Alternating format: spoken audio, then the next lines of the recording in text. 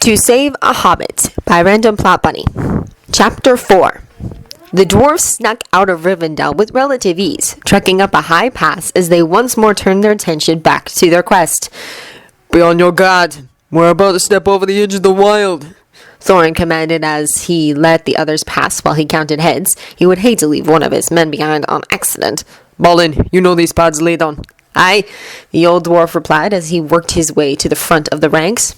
"Master Buggins, I suggest you keep up," he called to the halted halfling. Bilbo had paused for a moment to catch his breath and take one last look at the beautiful elvish city in the valley below.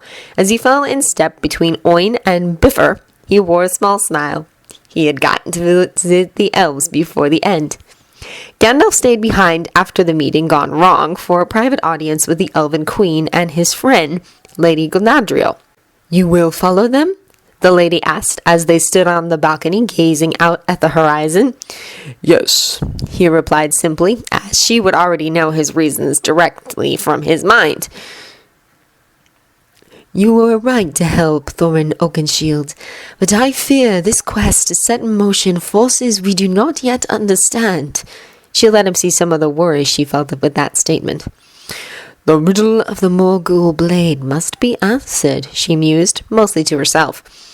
"Something moves in the shadows unseen, hidden from our sight. It will not show itself, not yet, but every day it grows in strength. You must be careful," she cautioned in dismissal. "Mithran, dear," the lady called as her curiosity finally got the best of her, and Gandalf turned to her once more. "Why the ill halfling?" the lady inquired, and noted the shock on the Astari's face at her words.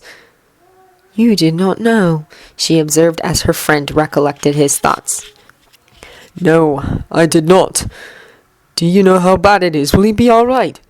His hope fled when he saw the sorrow reflected in her eyes. "He is dying, Mithran, dear. There is no medicine in this age that can save him." Gandalf's head snapped up at her words. "What do you mean, in this age?" The company was in fairly high spirits before the rain began. Even Bilbo had been somewhat enjoying the long days of walking through the beautiful countrysides. They were a couple weeks out of Rivendell and quickly coming into the mountains, and only one dwarf had come to know his secret since they had left the last of the homey houses. Dwalin. Surprisingly, the large warrior had been understanding, and much to the hobbit's astonishment, had agreed to keep silent on the matter. Bilbo had finally talked Fili into giving him lessons on how to use his sword, or bread knife, as the dwarves like to call it, and all his friends, those dwarves who were in the know, were watching when the powerful warrior stomped his way into the clearing and replaced Fili as instructor. "You're trying to teach him to fight like a dwarf, which would be fine if he was one, but he needs to learn to fight using his own strengths." And with that, he started the lesson. Dwalin was a patient teacher, the small man quickly found out. He first assessed Bilbo's natural skills and then devised him a simple routine to practice. It would let him use his opponent's size against him, as well as utilize his own natural speed to avoid blows aimed at him. As the small man tried out his new technique on Bifur with surprisingly good results, no one noticed Dwalin pick up a water skin and take a drink until he spit out his mouthful with a curse. "That tastes like one of Oin's mythical concoctions," he groused as he looked at Bilbo after realizing just whose water skin he had been drinking from. It didn't take him long to notice how everyone had gone silent and was now watching him in something like a mix of apprehension and expectation. Putting two and two together, a skill you had to be quick at on the battlefield, he passed the skin back to its owner and asked, "So when did you get sick?" He tried to sound less gruff than normal, but he had never been very good at being comforting. "Some months before I met any of you," the small man answered calmly. "And you still came with us? Why?" He knew his confusion was making him sound angry, but he just didn't know how to modulate his tone the way his brother could. A small smile flitted over the hobbit's face, but never reached his eyes. And Bilbo gave the warrior the same answer he had given everyone else who had asked. "I wanted to be useful, and I didn't want to buy being pitied." Whatever reaction the small man expected, it wasn't laughter.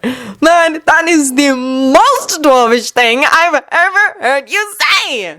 Clapping Bilbo on the back, that tall dwarf felt the relief run through the group around them. I take it that everyone here knows? A small nod answered him. He could see that his acceptance had stunned the little halfling. Who else? He asked the group at large, and Balin answered him. Only those of us here. We don't want everyone to know you're here. And then in a low matter, even if the majority of the company already knows. Ignoring the last, as it wasn't really meant for his ears, Dwalin commented on the first.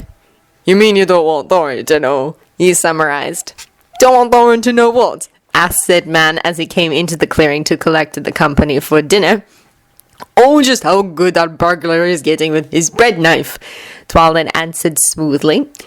As the regal dwarf turned to look at the small man, who hadn't yet put his sword up, Dwalin gave Bilbo a wink over his shield brother's shoulder.